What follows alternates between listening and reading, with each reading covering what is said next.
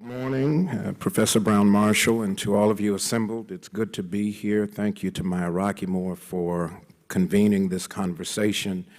I'm glad to be able to speak to you sitting down because there's a very nice piece of furniture to my left that looks very much like a pulpit.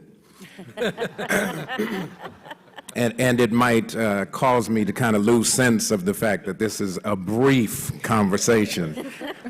So let the church say amen. Let's get that out of the way up front. All right. Happy National Day of Prayer. We can take care of that, and now we can get to the conversation because it's going to be probably less religious as we've come to know religion and really more practical. The reality that you heard Senator Cardin allude to about Baltimore City and the neighborhood where I serve as senior pastor, it's the neighborhood where our Congressman Elijah Cummings lives and Maya live. It's an interesting mix. The median income in Upton Druid Heights is $10,800 a year. There is at least a 20-year life expectancy gap between a child born in Upton today and a child born in a more affluent neighborhood, Roland Park, which is about 3 miles away as the crow flies. The unemployment rate can't really be measured because so many people have dropped out of the formula consideration that measures unemployment. We just know it's high. There is no grocery store. There are a lot of liquor stores. There's a lot of urban blight. There are underperforming schools, and there is an extensive network of historic churches almost on every corner, sometimes more than one on the corner. And what we find is that the anchors that have stayed in the community through the ebbs and flows, the economic transitions, those being faith-based institutions, are now effectively locked out of participating in the redevelopment exercise in partnering with the community. What we found in recent years, particularly since 2008, is that there's been an overt hostility toward faith-based communities as a business industry to be able to access capital necessary to be effective partners in the redevelopment process. That is intentional because, as my colleagues and I would come to understand it and appreciate it, is that the rules that don't really require the banks because of the imposed low interest rates doesn't force them to put new money on the street. It allows the banks to hold on to cash, be more restrictive in their lending policies, and then take the cash that churches will deposit on Sunday, not release them until after midnight Tuesday morning, float the deposit to be able to conduct their business, make a profit with no return coming back. I will say to you, they didn't teach us that in preacher school, but every young cat I run into on the corner that understands basic economics when they run in their hustle gets it. So I would say the first policy notion that I would propose is we cannot play monopoly by checkers' rules. The rule of monopoly is money. The name of the game is property. And if we use Adam Smith's assertion that the wealth of the nation is really measured in two forms, land and labor, then we have to focus in on how underserved communities, when it comes to access to capital, are able to move forward in that enterprise.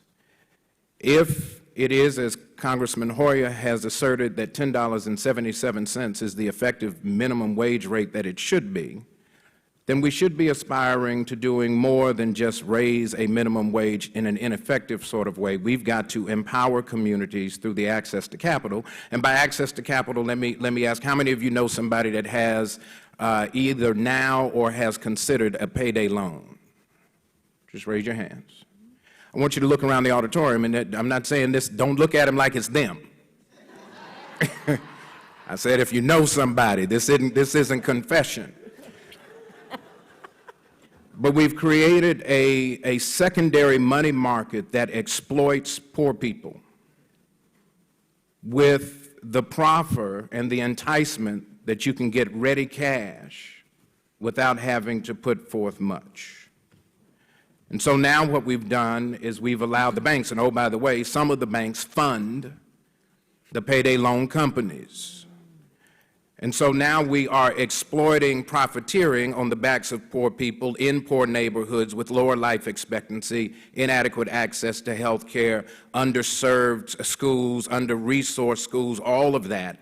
And then we begin to wonder why we have this wealth gap. It's pretty simple. We are trying to play Monopoly by checkers rules. Here's what I mean. How many of you played Monopoly at least once in your life? Everybody knows where Park Place and Boardwalk are on the board, don't you? Those are the last two stops just before you pass go, and how much do you collect when you pass go? $200. What we focus more on is trying to get people to collect $200 as opposed to taking ownership of the properties in their neighborhood. As you progressively move around the board, the properties become more valuable. If we empower communities to be owners of the community and stakeholders in the equity position of development projects that go on, then what we've done is we've created an empowerment profile that allows the residents of communities to be empowered for generations and not just in this episodic way where we try to tie jobs to the opportunities of a development project. Now, you can help me. If I hear the organ playing, I know my time's about up. I would suggest that Treasury look at how banks underwrite in certain communities. The underwriting standards, while they are not imposed on the banks, they can certainly be reviewed to determine whether or not there are some impacts in terms of the new 21st century form of redlining, which is capital. We must also look at projects that leverage federal funds, either directly or through state and local governments, to ensure that by accessing those funds, opportunities for employment will drill down to those who are in the most vulnerable economic positions. It is unconscionable in the 21st century to have the economic profile that we do. You can't pay attention on $10,800 a year, let alone support a family. And if we think somewhere along the line that poor people are gaming the system, then we are looking at the system the wrong way. Who's really gaming the system are the major corporations in our community that can continue to exist to the detriment of the community and not adequately participate. So what would I recommend? Review the lending criteria, the underwriting standards, look at the specific numbers in terms of new money that has been put on the street since 2009 in the Recovery Act implementation, require that there be participation by underserved communities, poor communities, minority communities to have an equity stake in any development project that is going to leverage public funds in their community. At that point, it brings the community to the table in the conversation with the banks and the developers so that they are no longer pawns in this game, but participants in the plan for effective wealth building and future success. It's a real simple proposal. You can't pray this thing away. The most important part of the prayer on this National Day of Prayer is the amen. We got to get up off our knees, get engaged in the fight, and decide that we're no longer going to sit back and play checkers like we're just hanging out as homies. That if the game is monopoly, we want a fair deal with the bank. We find more payday loan stores than we find grocery stores in some of our communities. And yet there is no one in really the high offices in the states and in the federal government saying anything about it. Somebody ought to cry foul. We don't see payday loan stores in Roland Park. We find banks, we find grocery stores, we find businesses. But in Upton and Druid Heights, blight, liquor stores, corner stores. Same city, 3 miles away, two different realities. We must go back and look at Myrtle's argument of cumulative causation.